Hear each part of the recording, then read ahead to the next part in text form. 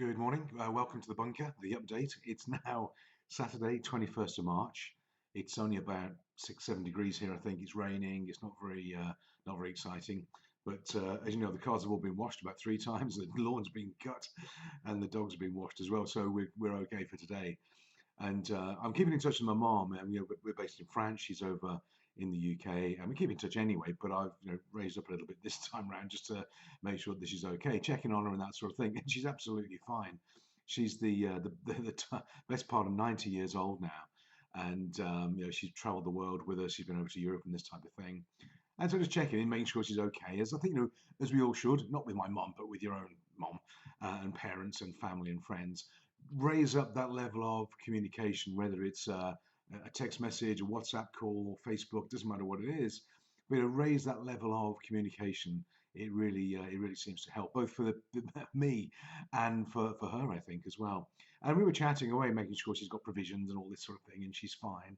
And I said, well, how did you guys get on during the war? We never talk about the war when we always joke about it when she's here, but I'm quite intrigued by it now because she was only a kid. She was only in her early teens as the Second World War was on, and obviously a lot of different pressure, a lot of different situations back then. But if there was a similarity, it was this sort of war footing, pressure, unusual circumstances. And I said, well, how did you cope? What did you do?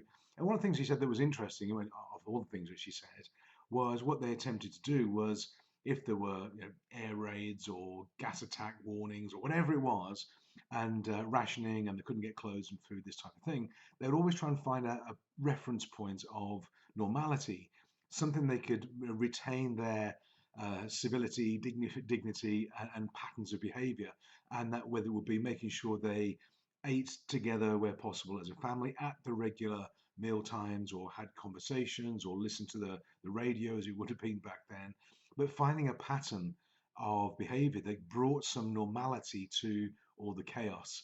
And that might be helpful for all of us. I think this is not exactly chaos, but it's certainly unusual.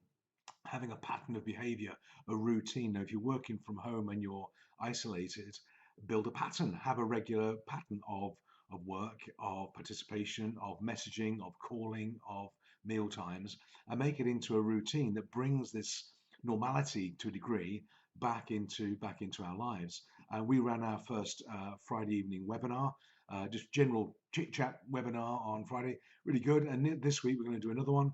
If you want to join in for that, just drop me a message. Anybody can join in. And what we're doing this time round is we're going to kick off at, I think, 6 o'clock Paris time, 5 o'clock UK. And everybody who comes onto the call, we're all going to bring a bottle of wine, and we're going to share a glass of wine together on the call and compare the different vintages and different flavors, that sort of thing. So it's a virtual wine tasting party, if you like, for just over an hour on the Friday afternoon, Friday evening. If you'd like to come join in for that, let me know. It's on Zoom. I'll send you the invitation. Very relaxed. It's not a sales pitch. There's nothing like that going on. It's just a chance to get together with people you know, or maybe you don't know, and just say hi, how you doing? And of course, we can't go to the pub anymore, can we?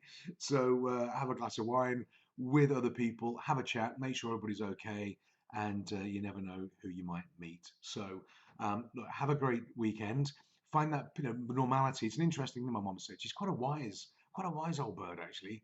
I'm not going to tell her that, but find points of normality, whether it's food, conversation, or whatever it is, and that may help bring some sense to all that's going on. So I hope you guys are all okay. You're all doing well, and there'll be another update tomorrow on Sunday. But for now, have a great weekend, and I'll see you tomorrow. So take care and bye for now.